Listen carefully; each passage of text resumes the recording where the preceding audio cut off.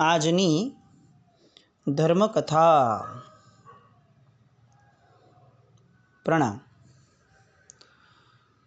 ધર્મકથા અંતર્ગત આપણે પરમ પૂજ્ય પન્યાસ પ્રવર્ષી ધર્મ વિજયજી મહારાજ સાહેબ એમના જીવનની અંદર થયેલો અદ્ભુત વિકાસ અને એ વિકાસનો ક્રમ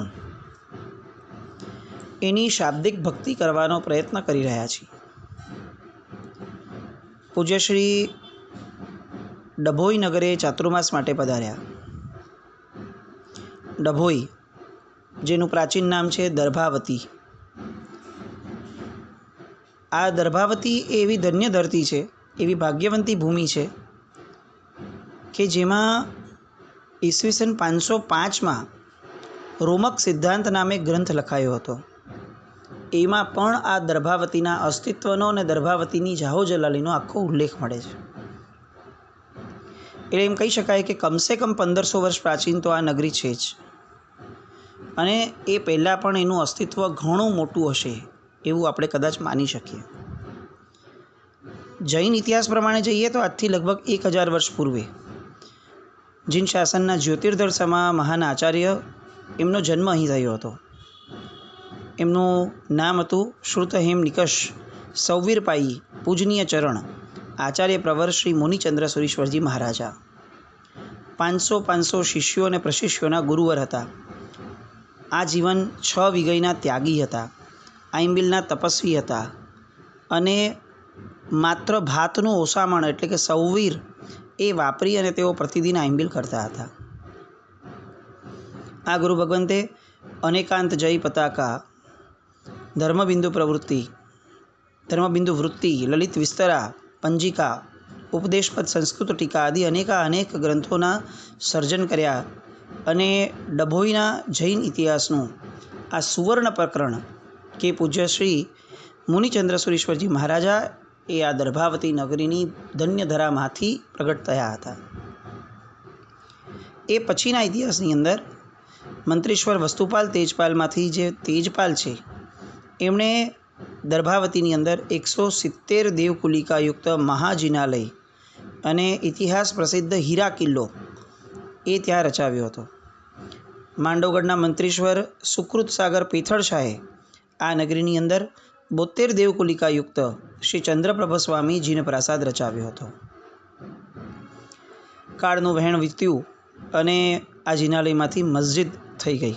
મોગલો આક્રાંતાઓ આવ્યા અને એમણે આપણા જિનાલયો ધરાશાયી કરતા એમાં આપણી કેટલી બધી જિનાલયોની સંપત્તિને મસ્જિદમાં એ લોકોએ કન્વર્ટ કર્યા છે, અને એ આજે મસ્જિદ રૂપે ત્યાં ઊભી છે. વિક્રમ સંવત 2000ની સાલમાં પણ સેંકડો વર્ષ પ્રાચીન શ્રી લોઢણ પાર્શ્વનાથ ભગવાન, શ્રી શામળા પાર્શ્વનાથ ભગવાન, શ્રી પ્રગટ પ્રભાવી પાર્શ્વનાથ ભગવાન, આ બધાના જિનાલયો ત્યાં હતા. આપણે દર્ભાવતીનું 2 કે 3 દિવસ પહેલાં જોયું છે આખું. 2300 વર્ષ પ્રાચીન સમ્રાટ સંપ્રતિકાલીન શ્રી શાંતિનાથ ભગવાનનું જિનાલય એ પણ ત્યાં જ બિરાજમાન છે. કુલ 8 જિનાલયો વિક્રમ સંવત 2000ની સાલની અંદર આ ડભોઈમાં હતા. આ ઉપરાંત જીન શાસનના મહાન જ્યોતિર્ધર ન્યાયાચાર્ય, ન્યાય વિશારદ, સમર્થ શાસ્ત્ર સર્જક પૂજ્યપાદ મહોપાધ્યાય શ્રીમદ યશો વિજયજી મહારાજ સાહેબ, તેઓ વિક્રમ સંવત 1743માં ડભોઈ ચાતુર્માસ માટે પધાર્યા હતા. અને પછી આ જ નગરીની અંદર એમનો આ ધર્મદેહ એ કાળધર્મ પામ્યો હતો. એટલે તેમના પવિત્ર અગ્નિ સંસ્કાર આ જ સ્થળે કરાયા હતા. અને ત્યાં આજે પણ યશોવાટિકા અને સમાધિ સ્તૂપ તરીકે શ્રુત તીર્થની ગરજ સારતો એ આલય એ ત્યાં આજે પણ ડભોઈમાં બિરાજમાન છે. ઉપાશ્રયો, પાઠશાળા, ભવ્ય જ્ઞાન ભંડાર, 300થી વધુ પરિવારોની જૈન વસ્તી ધરાવતા આ નગરની અંદર પૂજ્ય મોહનસુરી મહારાજ સાહેબ, પૂજ્ય પ્રતાપસુરી દાદા, પૂજ્ય ધર્મવિજયજી મહારાજ સાહેબ આદિ ગુરુ ભગવંતોના પદાર્પણ થયા. અહીંયા ભગવતી મહાસૂત્ર એ ચાતુર્માસના પ્રવચનનો ગ્રંથ નક્કી થયો હતો. લોકોની અંદર ચેતનાની જોરદાર ભરતી હતી. વર્ષો પછી સાહેબ પધાર્યા હતા એટલે ભવ્ય વરઘોડો પણ થયો. આ તત્વજ્ઞાનની અંદર અનેક લોકો જોડાયા હતા. અનુષ્ઠાનોની હેલી વરસી તો તપશ્ચર્યાની પણ હેલી વરસી. મુનિરાજ દાન વિજયજી મહારાજ સાહેબે માસક શ્રમણની તપશ્ચર્યા કરી. અન્ય સાધુ સાધ્વીજી ભગવંતોએ પણ 16, 15, 14, 11, 8 વગેરે ઉપવાસ કરવા દ્વારા સંઘની અંદર તપશ્ચર્યા માટેનું શ્રેષ્ઠ આલંબન પૂરું પાડ્યું.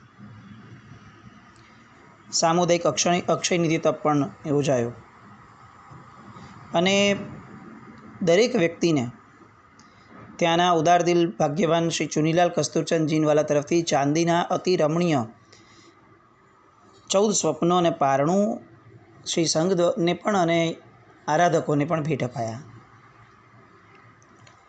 3 ગણી ઉછળમણી થઈ. 60 વર્ષ પછી ડભોઈના વૃદ્ધ પુરુષો આજે પણ એ ચાતુર્માસને ઐતિહાસિક ચાતુર્માસ તરીકે વર્ણવે છે. ભવ્ય વરઘોડા આદિ નીકળ્યા. વિશેષ પ્રેરણા થઈ એટલે ત્યાં ઉપધ્યાન તપ પણ થયા. વર્તમાન તપ આંબિલ તપની ઓળીની જોરદાર પ્રેરણા થઈ. થડાવાળા જોરદાર જામ્યા એટલે નવી આંબિલ ખાતાની જરૂરિયાત પડી, જેની પ્રેરણા થતાં ત્યાં નવું આંબિલ ખાતું પણ એ જ વર્ષથી એનો પાયો પણ નખાયો.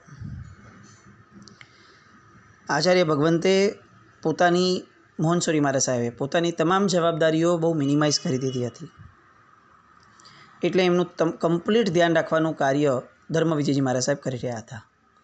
એટલી હદ સુધી કે સાહેબનું માતૃ પરઠવવાનું પણ આવે તો પણ બીજા નાના ગુરુ મુનિ ભગવંતો નહીં, ધર્મ વિજયજી મહારાજ સાહેબ પોતે જ અગ્રિમ ધરોળમાં રહેતા.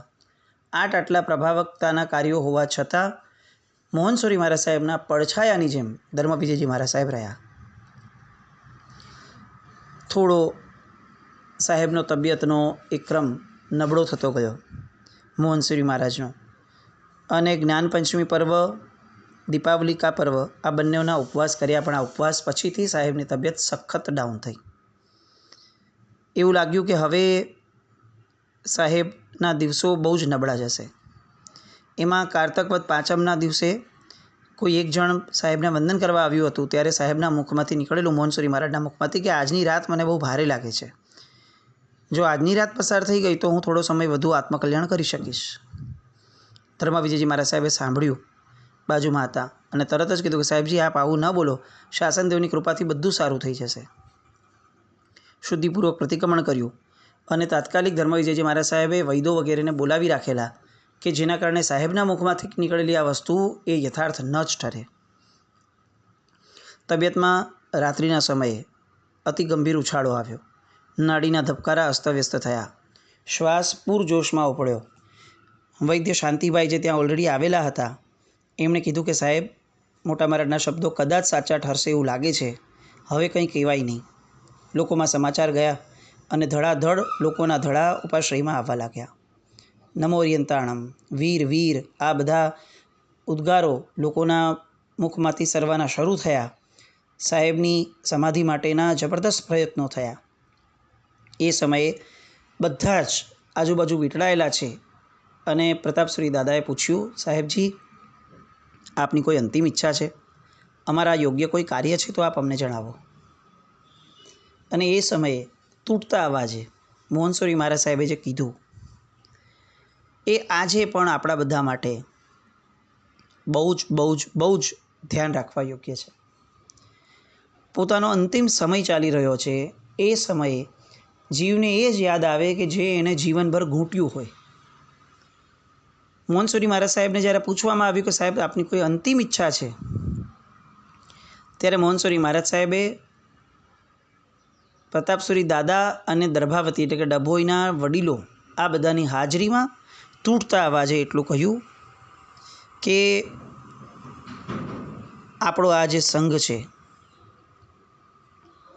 અદ્ભુત સંઘ છે, આ સંઘની અંદર થોડો કુસંપ દેખાય છે. ભગવાનના શ્રી સંઘની અંદર કુસંપ શોભે નહીં, માટે તમે સૌ એક સંપમાં આવી જાઓ એવી અમારી ભાવના છે. સંઘની હિત ચિંતા કેવી હોય, સંઘની એકતા માટે કેટલી ગજબની અંદરથી એમની ધારાઓ વહેતી હશે જીવનભર માટે, કે અંતિમ સમયે અંતિમ ઈચ્છા સ્વરૂપે પણ એમ વર્તાયું કે આ ડભોઈનો સંઘ કમસે કમ એક થાય. આજે જ્યારે આપણા સંઘોની અંદરમાં હોળીઓ પ્રગટવાની શરૂ થઈ છે, આપણા બધાના માનસપટ બહુ જ ભ્રષ્ટ થતા જાય છે. સંઘમાં એટલા બધા વિખવાદો ઘર કરી રહ્યા છે, નવું નવું સ્થાન લઈ રહ્યા છે. એવા સમયે મોહન સોરી મહારાજ સાહેબ એમનું જીવન, એમની આ અંતિમ ક્ષણની ઈચ્છા એ આપણા માટે આપણી અંતિમ ક્ષણ સુધી યાદ રહેવા જેવી છે. સંઘમાં વિખવાદો એ કોઈને પણ ઇષ્ટ નથી. અને મોહન સોરી મહારાજ સાહેબે કીધેલી આ ઈચ્છા સંઘના ટ્રસ્ટીઓ, વડીલો એ બધા માટે અતિશય માર્મિક પુરવાર થઈ. સાહેબ અંતિમ ઈચ્છા સ્વરૂપે આપણા સંઘનો આટલો વિચાર કરે છે. તાત્કાલિક બીજા ખંડની અંદર બધા લોકોને બોલાવવામાં આવ્યા. જે વિખવાદ હતા તે જેમના તરફથી હતા તે બધા ભેગા થયા સ્વયંભૂ રીતે, અને જાણે એક મિટિંગ ચાલી અને બધાએ વિચાર્યું કે આપણી બધી વસ્તુઓ એક બાજુ અને મોહનસુરી મહારાજના ઉપકારો આપણી પર એક બાજુ. અને આવા ઉપકારી ગુરુ ભગવાન જ્યારે આપણી આગળ માંગણી કરે અંતિમ ઈચ્છા સ્વરૂપે, અને ત્યારે જો આપણે રિસ્પોન્ડ ન કરી શકીએ તો આપણાથી નપાવટ કોણ કહેવાય. બધાની અંદર લાગણીઓનું ઘોડાપૂર આવ્યું. અને આમ પણ વિખવાદો ત્યારે જ જન્મે જ્યારે લાગણીઓ જડ બની જાય. સંવેદનાઓ જેનામાં જીવતી છે એ વિખવાદને ક્યારેય સ્થાન જ ન આપી શકે. તરત જ બધાની સંવેદનાઓ એકબીજા સાથે મર્જ થઈ. બધાએ ત્યાં ને ત્યાં વર્ષોથી જે વસ્તુ ન થઈ શકી એ કેટલીક ક્ષણોમાં થઈ ગઈ. બધાએ એકબીજા સાથે સમાધાન કર્યું કે તમે તમારી આરાધના કરો, અમે અમારી આરાધના કરીએ. સંઘની અંદર વિખવાદનો મૂળ બનાવી ક્યારે પણ આપણે આવા ગુરુ ભગવંતો અથવા આપણા સદગતિને, આપણા ભવાંતરને આપણે અભડાવવો નથી. અને એક ઐતિહાસિક નિર્ણય થયો કેટલીક ક્ષણોની અંદર જ. અને બધા જ આગેવાનો ફરીથી સાહેબ પાસે આવ્યા અને સાહેબને આવી એકબીજાના બધાએ હાથ પકડ્યા અને સાહેબને જણાવ્યું કે સાહેબ, નિર્ણય લેવાઈ ગયો છે. આજ પછીથી આ ડભોઈની અંદર અલગ અલગ વિચારધારાઓ રહેતી હશે, એની ના નહીં થાય, પણ સાહેબ સંઘની અંદર, શ્રી સંઘની અંદર વિખવાદ નહીં રહે અને નહીં જ રહે. આ કેવી ગજબના ઘટના છે. આપણા બધા સંઘોની અંદરમાં જ્યાં જ્યાં આવી મોકાણો છે કોઈ પણ પ્રશ્નને લઈને, ત્યાં ખરેખર આવા મોહનસુરી મહારાજ સાહેબ જેવા મહાત્માઓ જો જાય અને એમના પ્રત્યે અહોભાવવાળા કે કોઈક શ્રાવકો મળી જાય તો આ બધી ઘટનાઓ કેટલી સરળતાથી પતી જાય એમ છે. એક વિચારકે બહુ સરસ કીધેલું હતું કે જે બે તત્વો વિખવાદના કારણે ઝઘડા કરતા હોય એને જાગૃત લોકોએ એક રૂમમાં લઈ આવવા જોઈએ, બહારથી દરવાજો બંધ કરવો જોઈએ અને એમને કહી દેવું જોઈએ કે જ્યારે તમારા બધા પ્રોબ્લેમ સોલ્વ થઈ જાય ને ત્યાર પછી બહાર આવજો. કારણ કે ઝઘડાઓ બંધ બારને જ શોભે, જાહેરમાં ન શોભે. અને આમ કરતાં પણ જો પ્રોબ્લેમ સોલ્વ થતા હોય તો પણ આ કાળનું અછેરું ગણાય. ત્યાંથી બધા જ એ જે ક્ષણો છે એને આખા સંઘે વધાવી લીધી. પૂજ્યશ્રીના હૃદયની અંદર રહેલી નિર્મળ શાસન હિત ચિંતા અને સંઘ વત્સલતા કેવી ગજબ છે એના લોકોની અંદર વખાણ ચાલુ થયા. લોકો અનુમોદનાની ધારાની અંદર અપ્રતિમ રીતે વહવા લાગ્યા. હર્ષના આંસુ આવ્યા કે શું ઉમદા વૃત્તિથી સાહેબ પોતાના મનની અંદર આ સંઘને લઈને બેઠા છે. પક્ષના અગ્રણીઓએ કીધું કે સાહેબ, બધું જ પૂરું થઈ ગયું છે. આપે અમારા માટે, સંઘ માટે જે ભાવના દર્શાવી છે એને અમે શિરસાવંદ્ય કરી છે. અમારા કુસંપ અમે મિટાવી દીધા છે અને આજથી અમે બધા જ વીર પ્રભુના પુત્રો છીએ એમ માની અને ભાતૃભાવે અમે અહીંયાથી હવે રહીશું. સાહેબને આ સમાચાર સાંભળીને આનંદ થયો. આ જુઓ કેવી ઘટના છે. અંતિમ શ્વાસ જે ગણાતા હતા, વૈદોએ પણ હોપ્સ છોડી દીધી હતી, પણ પોતાની ઈચ્છા જ્યારે સામે પરિપૂર્ણ થતી દેખાય, સાહેબના જીવમાં જાણે જીવ આવ્યો હોય એવું લાગ્યું. અને એ મહાપુરુષે બધાને આશીર્વાદ આપ્યા. પોતાનો શ્રમ ગણકાર્યા વિના અડધો પોણો કલાક માટે પૂજ્યશ્રી બેઠા થયા, આ બધાને આશીર્વાદ આપ્યા, વાસક્ષેપ કર્યો અને નાની નાની હિત શિક્ષા, જે એમની શક્તિ હતી એવી હિત શિક્ષાઓ પણ આપી. સાહેબના મોઢામાંથી અનેક શબ્દો નીકળ્યા અને એની અંદર સંઘના બંધુઓ કઈ રીતે સુવ્યવસ્થિત થઈ શકશે જો સંઘ પોતે જ વિખવાદ રહિત થશે તો, એ બધી વાતો સરસ મજાની નીકળી. આવા ટંકશાળી વચનો સાહેબના મુખમાંથી નીકળ્યા, પણ અહીં એક ચમત્કાર એ થયો કે આ હર્ષના અતિરેકે જાણે સાહેબને આયુષ્ય આપ્યું. સાહેબની શારીરિક ઘાત ગઈ અને સંઘમાંથી કુસંપની ઘાત ગઈ. રોગના વળતા પાણી થયા અને અનેક બીજે દિવસે આંબીલ વગેરે થઈ, ભવ્ય અંગરચના વગેરે થયું. અને એના કારણે સંઘમાં ઉદાસીનતા જે હતી વિખવાદોના કારણે, સાહેબની તબિયતના કારણે, એ બધી દૂર થઈ અને સર્વત્ર ખુશીનો માહોલ પસરાયો. એ પછી લગભગ 1.25 માસ સુધી સાહેબની સ્વાસ્થ્ય બહુ જ સરસ રહ્યું. ઉપધ્યાન વગેરે તપની આરાધના થઈ. ડભોઈમાં ધર્મકાર્યો અનેક બહુ સરસ થયા. ફરી પાછું માગસર વદ દસમનો દિવસ આવ્યો અને પુનઃ ગંભીરતાપૂર્વક સ્વાસ્થ્ય બગડ્યું. હવે જે રીતે નબળાઈ વધી ગઈ હતી, બધાને લાગ્યું કે હવે સાહેબ જાજો સમય નહીં ખેંચી શકે અને બધા જ ભેગા થઈ ગયા હતા. પ્રતાપસુરી દાદા આદિ લોકોને પૂજ્ય મોહનસુરી મહારાજ સાહેબે સમુદાય સંબંધી વ્યવસ્થા પણ સમજાવી દીધી હતી. બધાએ પોતપોતાની રીતે સાહેબ નિમિત્તે જે તપ જપ કરવાના હતા એ આરાધના ભાવનું પણ સાહેબની સામે એ શેરિંગ કર્યું હતું. અને હવે લોઢણ પાર્શ્વનાથ ભગવાનનો જાપ બોલાવવાનો શરૂ થયો. શ્રમણો પાસે વિશેષપણે ચૌસરણ પયનના, આઉર પચ્ચખાણ પયનના એનો પાઠ સાંભળવાનો શરૂ થયો. વધુ 10 દિવસ આવી રીતે પસાર થયા. પોષ સુદ 9મીનો દિવસ આવ્યો. સાહેબ થોડા વહેલા જાગૃત થયા.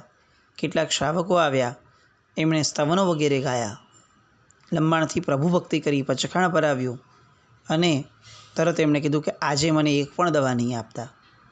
સવારે 11 વાગ્યાની આસપાસ સાધ્વીજી ભગવંતો પધાર્યા. એમને પણ પ્રસન્નતાપૂર્વક સાહેબે વાસક્ષેપ કર્યો. 1 વાગ્યા અને ઉજમશીભાઈ નામના એક રાજકોટના વકીલ સાહેબના પરમ ભક્ત હતા. તેઓ સાહેબને વંદનાર્થે આવ્યા અને પૂછ્યું, સાહેબ હવે હું જાઉં? અને ત્યારે સાહેબ બોલ્યા, તમે રહો તોય સરખું છે અને તમે જાઓ તોય સરખું છે. તેઓ વાસક્ષેપ કરાવીને વિદાય થયા, પણ હજી સુધી એ વડોદરા પણ નહોતા પહોંચ્યા ત્યાં સુધીમાં સાહેબનો દેહ વિલય થઈ ગયો. છેલ્લી ક્ષણે સાહેબે પૂછ્યું, ધમ્મુ આજે કઈ તિથિ ને કયો વાર છે? સાહેબે કીધું કે સાહેબ આજે 9મી અને શનિવાર છે. એમ? તો આજે સિદ્ધિયોગ છે. પ્રસ્થાનનો શુભ દિવસ આજે જ છે. આવો સંકેત સાહેબે કર્યો. મારા માટે ચોખ્ખું નવું સંથાર્યું પાથરો, મને એના પર બેસાડો, હવે મારે સૂવું નથી, આવું કહ્યું અને લગભગ 1.25 કલાક સુધી સાહેબનું એ નવા સંથારા પર જાપ અને નવકાર મંત્રનું લયબદ્ધ ધૂન દ્વારા ધૂનન ચાલ્યું. સૌને સ્પષ્ટ લાગતું હતું કે આત્મપ્રદેશો ખેંચાઈ રહ્યા છે અને હવે આ દીપક બુઝાવાના આરે છે. અવિરત નવકારનો જાપ ચાલ્યો. બરાબર 2:35 થઈ અને મોહનસુરી મહારાજ સાહેબ, એમનો પવિત્ર દેહ આત્માના પિંજરમાંથી મુક્ત થઈ દિવ્ય લોકની અંદર પ્રસ્થાન કરીને ગયો. સાહેબ પ્રભાવક કે ઉપકારક નહીં, ઉદ્ધારક બનીને રહ્યા. એમનું સ્વર્ગારોહણ થવાથી પરમાત્માના શાસનમાં એ સમયે જાણે પરમશીર છત્ર ચાલ્યું ગયું હોય. સમુદાયની આખું ને આખું શાસન એ ભવ્ય છત્ર છાયા વિના અસ્તવ્યસ્ત થઈ જાય એવી ભાવના લોકોના મનમાં જન્મી. સાહેબની પાછળ કેટલાક લોકો એ સમાધિ મૃત્યુની પાછળ ખૂબ પ્રેરણા લઈ અને આરાધક ભાવમાં આવ્યા. સાહેબનો અગ્નિ સંસ્કાર થયો ડભોઈની એ ભૂમિની બારે જ, અને ત્યાં જ લોકોએ સાહેબ ધર્મવિજયજી મહારાજ સાહેબને પ્રતાપસુરી દાદાને વિનંતી કરી કે જો સાહેબ 1 મહિનો આપ રોકાઈ જતા હો તો સાહેબ આ અગ્નિ સંસ્કારના સ્થળે જ સ્થાયી સ્મૃતિ રૂપે અમારે મંદિર નિર્માણ કરવું છે. મહાત્માઓએ હા પાડી રોકાવાની અને 1 જ મહિનાની અંદરમાં મૂલચંદભાઈ સોમપુરાને આ કામ સોંપાયું અને 25 દિવસની અંદર એમણે એક રળિયામણું ગુરુ મંદિર સંગે મરમરથી સરસ મજાનું, સંગે મરમરની ગુરુચરણ પાદુકાવાળું સરસ મજાનું ગુરુ મંદિર તૈયાર કરી દીધું. મહાસુદી પાંચમથી મહાસુદી બારસ સુધીનો અષ્ટાનિકા મહોત્સવ યોજાયો. અનેક તૈયારીઓ, અનેક બહારથી લોકો મહાત્માઓ પધાર્યા. અનેક જગ્યાઓએ દેવવંદન વગેરે થયા હતા. કાળધર્મ નિમિત્તે અનેક સંઘોની અંદર કેટલીય જગ્યાઓએ કેટલાય મહોત્સવો ઉત્સવો સાહેબ નિમિત્તે થયા અને ધર્મ કાર્યો બહુ જ સરસ રીતે એ જગત જમાનાની અંદરના જૈન જગતની અંદર થયા. સાહેબે એ સમયે પોતાની ડાયરીની અંદર એમણે સંક્ષિપ્ત જીવન લખ્યું હતું, જે જીવનની અંદર કડીબદ્ધ મોહનસુરી મહારાજ સાહેબના જીવનની નોંધ પણ એમણે લખી હતી. જૈન શાસનની ભવ્ય ઇમારતના અનેક સ્તંભો પૈકી એક સ્તંભ એ આ ઇમારતમાંથી આજે આપણી દૃષ્ટિથી દૂર થયો છે. સમર્થ વ્યાખ્યાનકારોની ટૂંકી નામાવલીમાંથી 1 નંબરની ગણના ઓછી થઈ છે. જૈન સંઘે એક ઓજસ્વી સુકાની ગુમાવેલ છે. શ્રી મૂલચંદજી મહારાજના સમુદાયમાંથી એક તેજસ્વી હીરો ગયો છે અને સદ્ગત આચાર્યશ્રી વિશાલ પ્રશિષ્ય પરિવારનું શિરછત્ર ચાલ્યું ગયું છે. આચાર્ય ભગવંતની સ્વ પર કલ્યાણની સાધનાઓની યશોગાથાઓ, શાસન વફાદારીના પુણ્ય શ્લોકો અને શત્રુંજય ગિરિરાજની પવિત્ર છાયામાં એમણે જે સાહિત્ય મંદિર આદિ પ્રમુખ કીર્તિસ્તંભો જણાવ્યા છે તે બધા જુગ જુગ સુધી અમર રહો. મહાન વિભૂતિઓની મૃત્યુ પોતાના માટે મહોત્સવ રૂપ હોય છે, પરંતુ દેશ અને સમાજ માટે એ સંપૂર્ણ શોકનું કારણ બન્યું છે. પૂજ્યશ્રીના કાળધર્મથી જૈન સંઘમાંથી એક વિશિષ્ટ પ્રકારની વ્યાખ્યાન શૈલીનો દુઃખદ અંત આવ્યો. મોહનસુરી મહારાજ સાહેબ આ જગતમાંથી વિદાય થયા, પણ પછીથી પ્રતાપસુરી દાદા અને ધર્મવિજયજી મહારાજ સાહેબની જોડી હવે કઈ રીતે આ જગતને એક નવો રાહ આપે છે, એની બધી વાતો આવતીકાલે જોઈએ. જીનાજ્ઞા વિરુદ્ધ કંઈ પણ બોલાયું તો મિચ્છામિ દુક્કડમ. જૈનમ જયતિ શાસનમ.